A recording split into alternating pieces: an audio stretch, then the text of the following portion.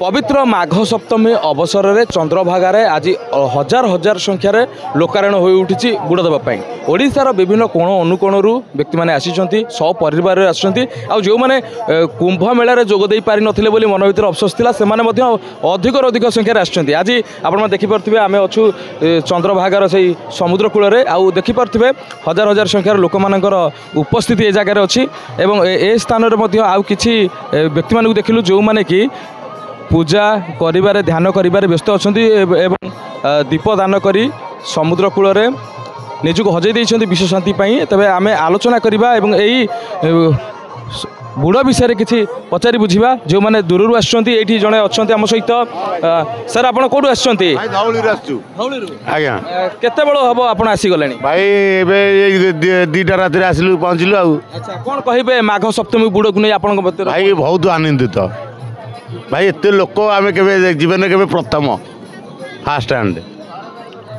बुड़ को नै किछि अभिज्ञता अछि किबा काठर किछि सुनि किछि नै फास्ट हैंड आमे आज देखिबा को आछू एते लोक को देखि बहुत आनंद लागुची भारी खुशी भी लागुची आ एठी बसी आमे सब संग माने बसी सब एन्जॉय करूछु। तो आमे आउ किछि व्यक्ति माने पचारि बुझिबा जे भली जो माने स्नान करिया जाउछन्ते प्रभु कृष्णचंद्र पुओ सांब कुमार को अभिशप्त थिला से कुष्ठ रोगर बा बड़ रोगर पीड़ित थिले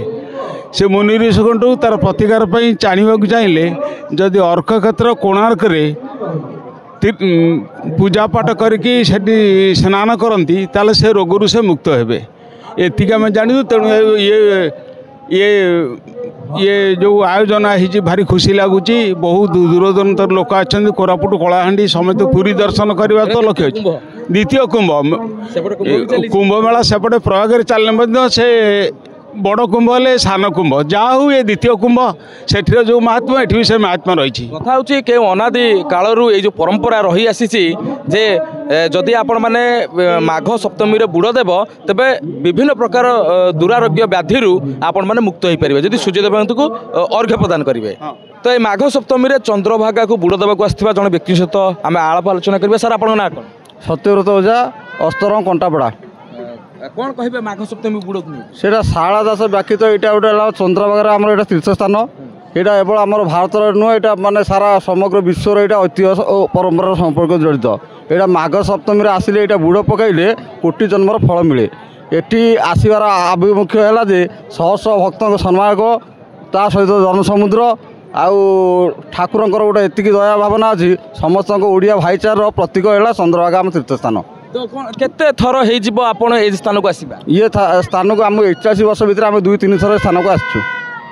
केमती लागे ए जगह आप बुड़ दे सारती से अनुभव केमती हुए आप कुंभ मेला जाइछन्ती कुंभ मेला जानु ये आम दुईटा द्वितीय कुंभ मेला कहले अत्युक्ति हो ना। तो आप देखि पारुथिबे जे जो माने कुंभ मेला को जाई नाहांती मन भीतर अफसोस थिला से माने मध्य चली आसीछन्ती जे आमे चंद्रभागा रे बुड़ देई से कुंभ मेलार पुण्यतिक एठू कमेइबो। तो आपन ना कोन सर मो ना विनोद कुमार स्वाई कोठू आछन्ती जगतसिंहपुर आछि कोन कहिबे माघ सप्तमी को नै आपन कोन आपन मन भीतर अछि जे सारला दास कहिथिले जदि आमर माघ सप्तमी रे जदि आमे यही बुड़ देवा आसी चंद्रभागा जगार बुड़ देवा आमे कोटि जन्मर पुण्य लाभ करवा से आज आम एठे आसचे मु आसी बहुत लोक आम एरिया जगतसिंहपुर बहुत लोक आस बहुत सुंदर अच्छी प्रशासन व्यवस्था एवं सुंदर बहुत सब किसी बहुत भल आप देखिपे समस्त मन भर से गोटे कथा जे माघ सप्तमी बुड़ देवाई आम आसीचु एवं जो मैंने रेगुलार आसती से मन भर ना नथिबा उत्साह तेज आम आगू जा आउ कि कथा सब देखा। प्रकृत में माघ सप्तमी भगवान सूर्यनारायण जन्मतिथि जेपरी भाव में भगवान श्रीकृष्ण भगवान राम जन्मतिथि गोटे थाए से भाई आज हूँ भगवान सूर्यनारायण जन्मतिथि माघ सप्तमी अवसर में भगवान सूर्यनारायण एवं अदिति एवं कश्यपंकर गर्भ एवं अरसर जात होते तेणु आज दिन में सूर्यनारायण प्रथम मंदिर प्रतिष्ठा होता ତେଣୁ ଇଏ ଗୋଟେ ଅର୍କ କ୍ଷେତ୍ରରେ ଭଗବାନ ସୂର୍ଯ୍ୟନାରାୟଣଙ୍କର ମନ୍ଦିର ପ୍ରତିଷ୍ଠା ଏବଂ ଭଗବାନ ସୂର୍ଯ୍ୟନାରାୟଣଙ୍କର ଆବିର୍ଭାବର ତିଥି ଆଜି ଆମେ ପାଳନ କରୁଛେ ଏଇ ଜାଗାରେ। ତେଣୁ ସେହି ଅବସରରେ ଆଜିର ଦିନରେ ମଧ୍ୟ ଭଗବାନ ଶ୍ରୀକୃଷ୍ଣଙ୍କର ପୁଅ ଶାମ୍ବ ସିଏ ମଧ୍ୟ ଯେତେବେଳେ ଅଭିଶାପଗ୍ରସ୍ତ ଏଇ ରୋଗଯୁକ୍ତ ହୋଇଥିଲେ ଏଇଠି ମଧ୍ୟ ତପସ୍ୟା କରି ମୁକ୍ତି ହୋଇଥିଲେ, ରୋଗମୁକ୍ତ। ତେଣୁ ଏ ଆଜିର ଦିନକୁ ସମସ୍ତେ ଅପେକ୍ଷା କରିଥାନ୍ତି ଚନ୍ଦ୍ରଭାଗାର ପବିତ୍ର ତୀର୍ଥରେ ନିଜକୁ ସ୍ନାନ କରି ପୂତ ପବିତ୍ର ହେବା ପାଇଁ। ତେଣୁ ଆଜି ଚନ୍ଦ୍ରଭାଗା ତୀର୍ଥ ସ୍ନାନ ସନ୍ଥ ସମିତି ତରଫରୁ ଆମେ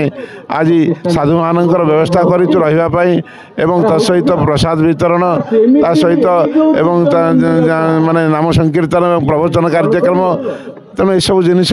ଲୋକମାନଙ୍କର ଗୋଟେ ଆଧ୍ୟାତ୍ମିକ ଦିଗରେ ଆଜି ରାତିଟା କିପରି ପାହୁ,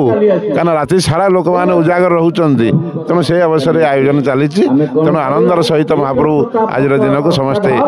ଆଶୀର୍ବାଦ କରନ୍ତୁ, ଏହା ହିଁ କାମନା। ଜୟ ଜଗନ୍ନାଥ। ଜୟ ଜଗନ୍ନାଥ। ଆମର ପୁରୀ ରାଧାବଲ୍ଲଭ ମଠ ସିଂହଦ୍ୱାର ପୁରୀ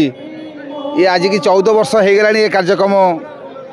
ଚାଲୁ ରହିଅଛି ପୂଜ୍ୟ ମହନ୍ତ ମହାରାଜଙ୍କ ତତ୍ତ୍ୱାବଧାନରେ। ମହନ୍ତ ମହାରାଜ ରାମକୃଷ୍ଣ ଦାସ ଏବଂ ଆମର ପୂର୍ବତନ ଚେୟାରମ୍ୟାନ୍ ପ୍ରଫୁଲ୍ଲ ରାଉତରାୟ ତାଙ୍କ ପ୍ରଚେଷ୍ଟାରେ ଇଏ ପ୍ରଥମରୁ ଏ କାର୍ଯ୍ୟକ୍ରମ ଆରମ୍ଭ ହେଇ ଆସିଛି। ଆଉ ଆଜି 30-40 ହଜାର ଲୋକଙ୍କ ପାଇଁ ପ୍ରସାଦ ବ୍ୟବସ୍ଥା କରାଯାଇଥିଲା। ଆଉ ସକାଳେ ଚାହା ବ୍ୟବସ୍ଥା ବି ମଧ୍ୟ ରହିଛି। 10,000 ଲୋକଙ୍କ ପାଇଁ ଚାହା ବ୍ୟବସ୍ଥା ବି ମଧ୍ୟ ରହିଛି ସକାଳେ। ଆଉ ଏମିତି ଏଇଟା ଚାଲି ରହିଛି, ଯାହା ହଉ ସମସ୍ତେ ଆସିକି ଆନନ୍ଦ ନେଉଛନ୍ତି ଏବଂ ବହୁତ ବହୁତ ବଢ଼ିଆ। ଧନ୍ୟବାଦ।